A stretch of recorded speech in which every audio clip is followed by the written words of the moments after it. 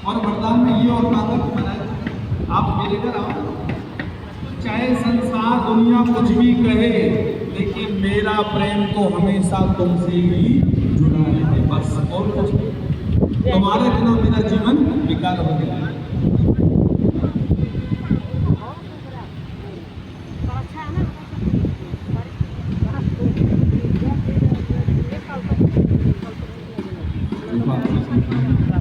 आगे बैठे तो आप देखते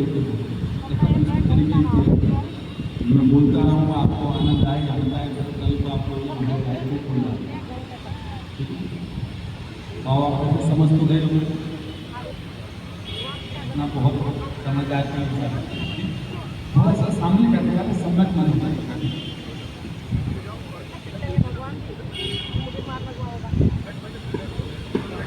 और महाराज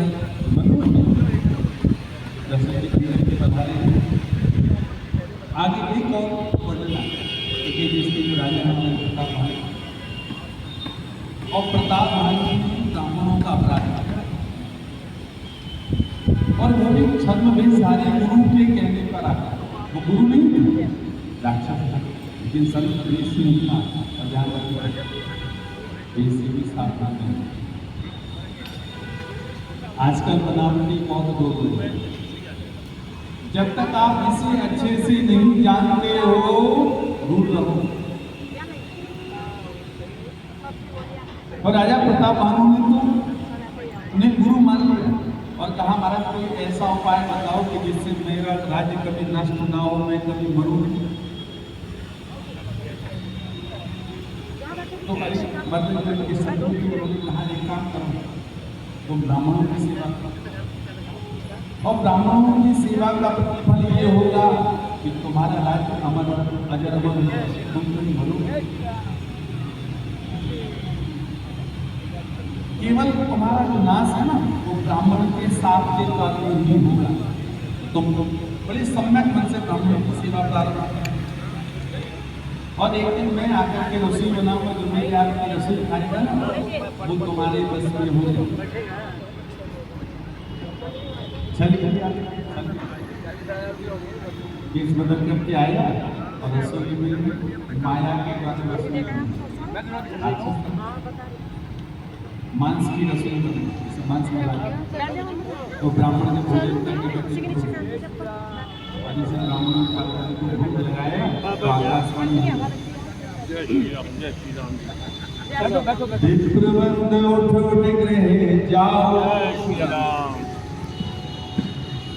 इस भोजन का ग्रहण मत और ध्यान रखो, जो जैसा भोजन हम करते हैं ना वैसा ही हमारा मन बन जाता है। जैसा खाओ अन्न और वैसा बने मन, जैसा पियो पानी और वैसे बोले वाणी। इसलिए अन्न भी जिसके घर का खाओ सोच समझ पानी भी पियो, कोशिश करो कि आपको क्या कहूँगा कोई काम पड़ेगा, कोई एक दो तो समझाएगा।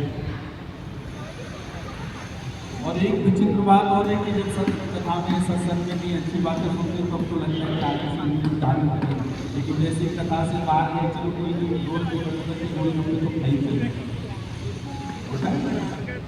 अगर मन में ज्ञान स्थिर हो जाए तो फिर व्यक्ति का जीवन सुधारने में देर नहीं।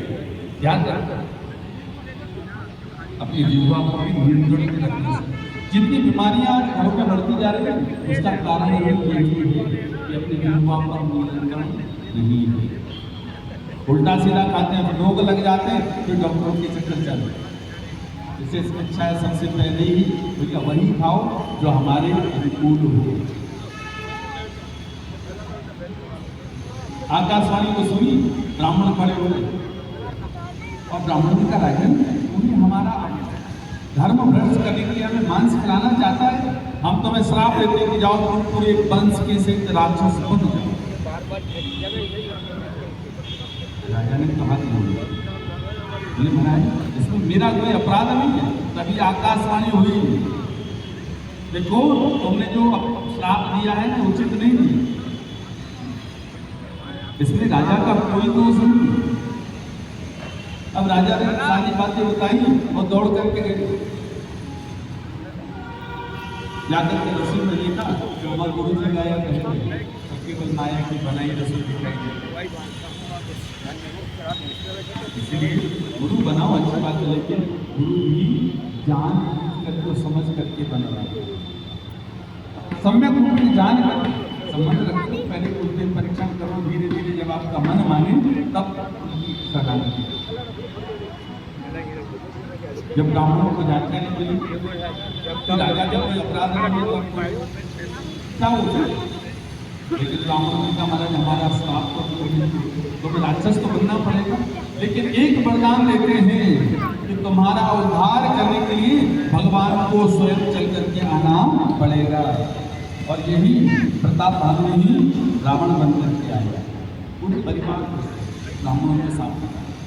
और इसीलिए राम जी ने कहा भैया तू मेरे पास आ, मैं स्वयं नंगे पांव चल करके तेरा उद्धार करने के लिए आ रहा हूँ। और बहुत से प्रसंग ऐसे हैं, आपने गजलों जहाँ का चित्र सुना होगा, गजल का हाथ में मगरमच्छ और हाथी की लड़ाई, और कहते हैं मगरमच्छ जो है ना हाथी कौन का कोई जन्म कराया, और उन दोनों को जो भगवान लेने आए थे ना हाथी को, उसका कारण यही था कि इसके वरदान मिला। जिस समय गुरु की शरणागति ग्रहण तो गुरु जी ने प्रसन्न होकर कहा राजा तुम हाथी की तरह बैठे तो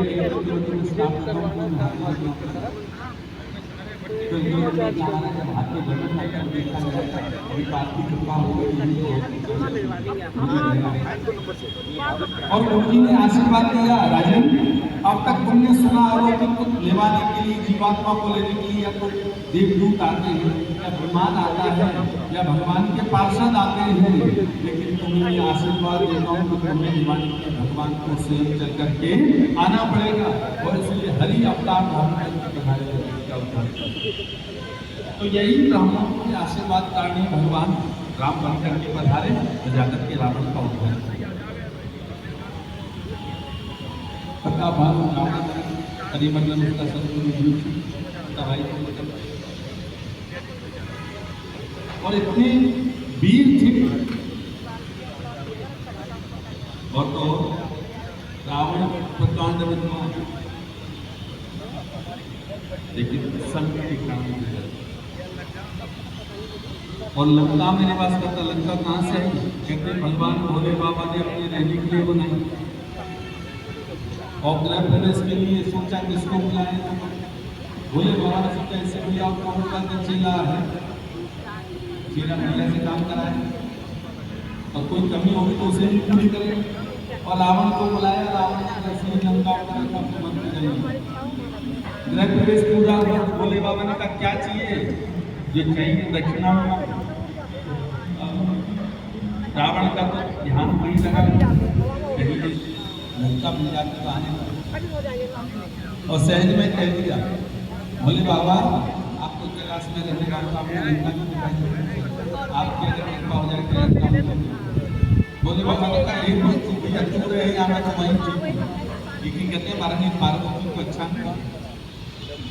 माननीय पार्वती ने कहा रावण तूने धोखे से मेरे मन के जो अरमान थे उनको नष्ट किया है। ध्यान रखना यही लंका तेरे विनाश का कारण बनेगी। यही लंका विनाश का कारण तो लंका में डरा